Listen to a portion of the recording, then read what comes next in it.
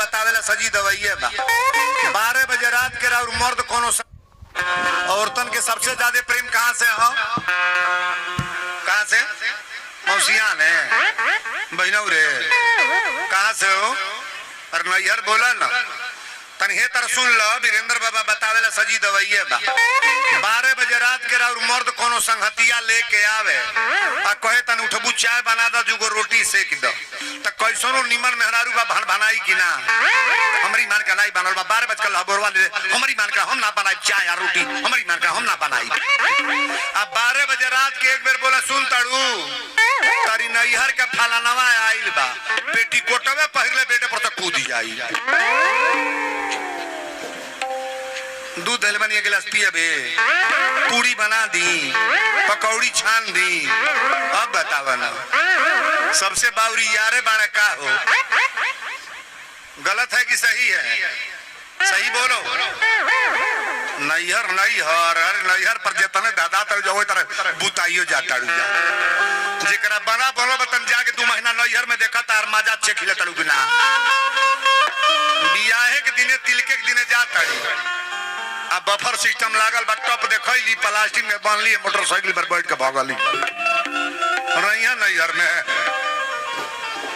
पहले 100 लिपात नौनद से पहले नौनद 100 लिपात अब दुल्हन के बहिन आवत 100 पे नंदन के ताक ना बा गलत होता कि सही?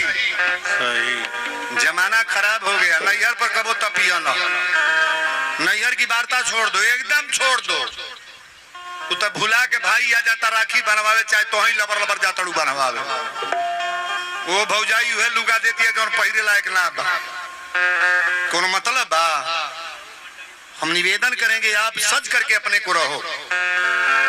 हाँ अगर आए बात तो ससुरा पर अगर आए बात तो ससुर पर मर्दे पर देवर पर सासु पर जौन घर में लोग बा अपने पर अगर बाउर बोली तबो नीमन बोली सजी हुए आदर करी कभी भूल करके नैहर पर नहीं जे नैहर जाता उसे पूछिए तारा रोहे के मन करता है रहबू नैहर में रही के कहो बाड़ी कखनो फजियत हुई है तबो लबर लबर जाली सो आई है। बोलो सच्चे दरबार की जय। बतिया हमार तन लागत हो योजन में बाना यहाँ जितने नौजवान आए हैं ईमानदारी से सुनना मूर्ति पर कोई भी चिफ बजाओ गाना सुंदर भजन बजा के नाचते जाओ आप अश्लील गीत बजा करके माता जी का विसर्जन करने मत जाओ आप। बताओ मूर्ति जाई तो मैं अबीर फेंकल जाला हो कोनो शास्त्र बताई ऐसा है कहीं नियम? क्या क्या आप लोग करते हो भाई ऐसा ना करो कोई बात अच्छी ना लगे। माता जी की मूर्ति जा रही है थोड़ा भाव से मूर्ति घर से जा रही तो रोना चाहिए कि हंसना चाहिए?